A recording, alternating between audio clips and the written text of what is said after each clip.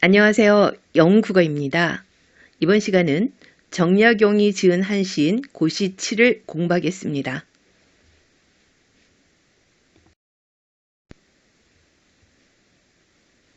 정약용이 지은 고시7은 고시 27수 중에서 제7수에 해당하는 5원 19의 한시입니다. 연못 위의 부평초의 모습을 통해 관리들이 횡포에 시달리고 있는 백성들의 삶의 모습에 대한 연민을 드러내고 지배층의 횡포를 비판하고 있는 작품인데요. 먼저 1구와 2구를 보겠습니다. 풀이면 다 뿌리가 있는데 부평초만은 매달린 꼭지가 없이. 이 부분을 보면 일반적인 풀들은 다 뿌리가 있어서 기반이 단단해서 정착할 수가 있습니다. 이것이 풀의 보편적인 특성인데요. 부평초는 풀인데도 뿌리가 없습니다. 부평초는 개구리밥을 말하는 건데요. 물 위에 떠있는 풀을 말하는 것으로 정처 없이 떠돌아다니는 신세를 의미합니다.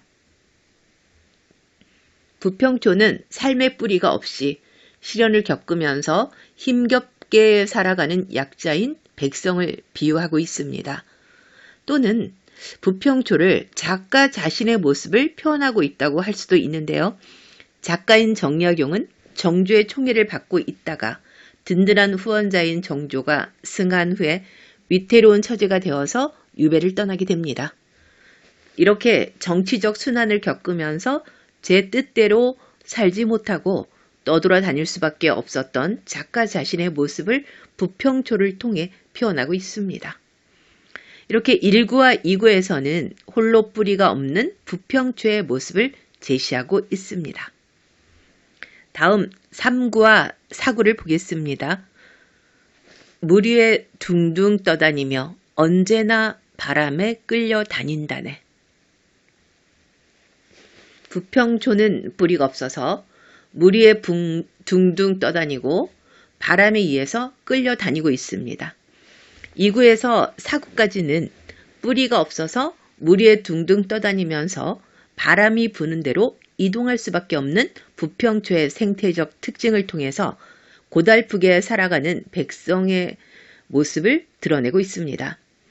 부평초는 정착하지 못하고 외적인 존재인 바람에 의해서 여기저기 떠다니는데 이를 통해서 외부의 압력에 의해서 휘둘리기 쉬운 약한 존재임을 알 수 있습니다.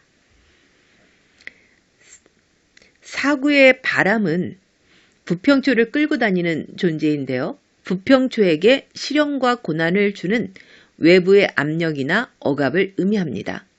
여기에서 나타난 부평초의 처지는 자신의 의지와는 상관없이 외부의 압력에 휘둘리고 부당하게 억압을 당하는 백성의 상황을 보여줍니다.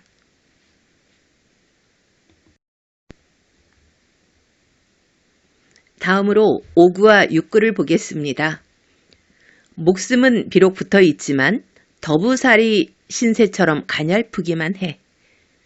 부평초는 비록 목숨은 붙어 있으나 뿌리가 없고 가냘프기만 해서 이리저리 끌려다니는 연약한 상태인데요. 이런 부평초의 처지를 단적으로 표현한 단어는 더부살이 신세입니다. 더부살이는 남에게 얹혀 사는 것을 말하는데요. 더부살이 신세는 힘이 없고 그리고 나약한 부평초의 처지를 의미합니다. 지배층의 횡포로 억압을 당하며 시련에서 벗어나지 못하는 당시 백성들의 삶의 모습을 환기하고 있습니다. 조세와 부역에 시달리면서 살아가는 백성들의 상황, 그리고 삶의 터전이 없어서 한 곳에 정착하지 못하고 남에게 얹혀서 힘들게 살아가는 백성들의 상황과 아주 비슷합니다. 또는 더부살이 신세를 집을 떠나 유배 생활을 하는 작가 자신의 신세를 드러낸다고 할 수도 있습니다. 조선 후기에는 세도 정치 하에서 부패한 관리들이 과도한 세금을 거두어가고 세금을 매길 수 없는 곳에도 세금을 부과해서 착취와 수탈을 일삼고 있었습니다.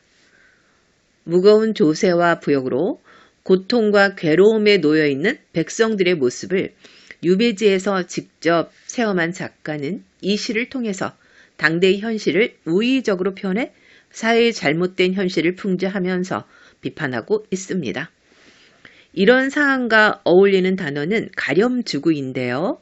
가렴주구는 세금을 가혹하게 거두어들이고 무리하게 재물을 빼앗는다는 뜻입니다. 5구와 6구에서는 화자는 가냘픈 부평초에 대한 연민의 감정을 표현하고 있습니다. 다음으로 7구와 8구를 볼게요. 연잎은 너무 괄시를 하고 행체도 이리저리 가리기만 해. 연잎은 힘이 있는 존재로 부평초를 무시하고 괄시하고 횡체도 부평초를 가리며 괴롭힙니다. 연잎과 행체는 백성과 약자를 괴롭히는 지배층의 모습을 연상하게 해서 권력을 부당하게 휘두르며 횡포를 부리는 지배 세력을 의미한다고 볼 수 있습니다. 또는 작가의 벼슬 생활과 관련시켜 본다면 정약용을 모함하는 신하들이라고 보기도 합니다. 뿌리 없는 부평초는 힘이 센 연잎과 행체에 의해서 괄시와 억압으로 시련을 겪는 힘없는 백성을 의미합니다. 연잎과 행체는 약자들을 괴롭히고 백성들을 수탈하는 지배층, 그리고 부평초는 지배 세력으로부터 억압과 수탈을 당하는 약자인 비지배층을 나타내는 것으로 볼 수 있습니다. 우의적인 표현을 통해서 백성을 억압하는 지배 세력의 횡포를 보여주고 있습니다. 7구와 8구에서는요. 부평초를 괴롭히는 연잎과 행체의 모습이 제시되어 있습니다.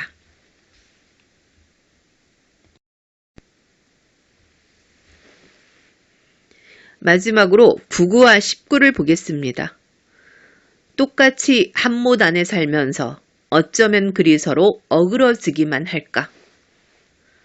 부평초와 연잎과 행체는 한 연못 안에 살고 있는데 서로 어그러지며 화합하지 못하고 있습니다. 한 못은 모두 함께 살아가는 생활 공간으로 같은 시대를 살아가는 우리 민족의 삶의 터전이라고 할 수 있습니다. 공존과 상생이 이루어져야 하는 공간이라고 할 수 있는 거죠.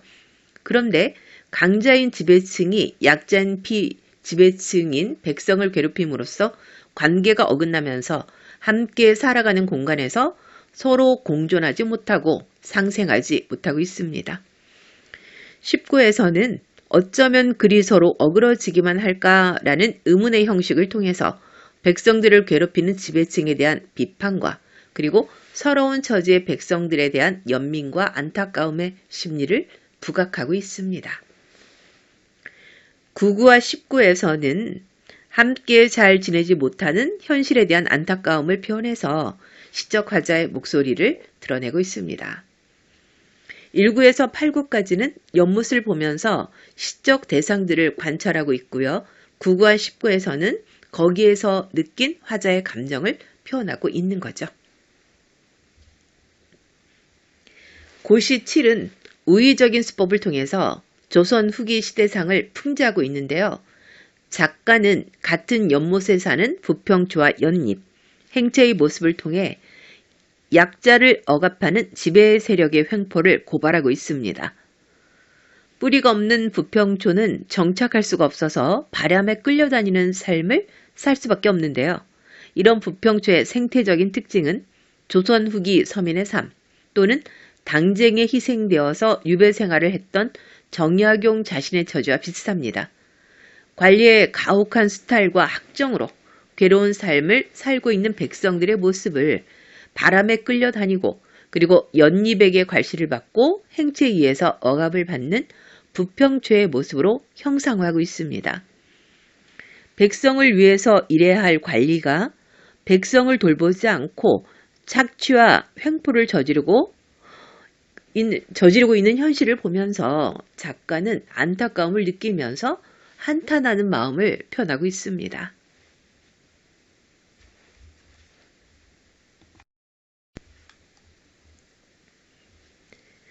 지금까지 배운 내용을 바탕으로 주제와 특징을 알아보겠습니다. 주제는 지배층의 횡포로 인해서 고통받는 백성들에 대한 연민입니다.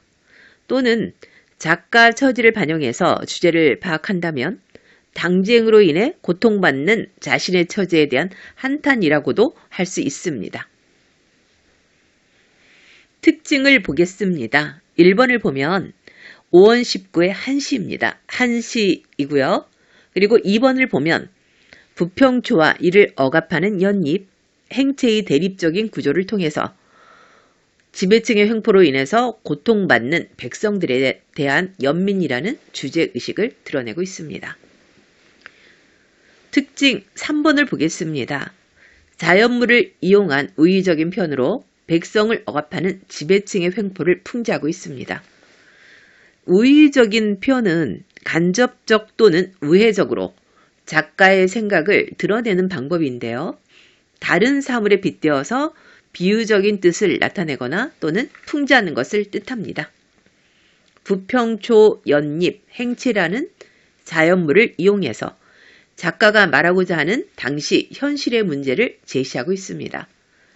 작가가 살았던 조선 초기 후기에는 현실의 문제를 직접 말하기에는 사회적인 제약이 있어서 그것을 뛰어넘기 위한 방법으로 우의적인 표현을 사용했다고 할 수 있습니다.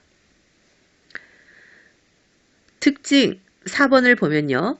당시 시대 현실에 대한 비판적 태도와 백성에 대한 연민의 정을 드러내고 있습니다.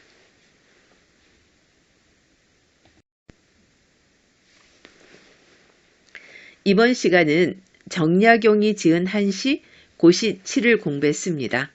강의를 보시고 구독과 좋아요를 눌러주시면 다른 강의를 제작하는 데 큰 힘이 됩니다.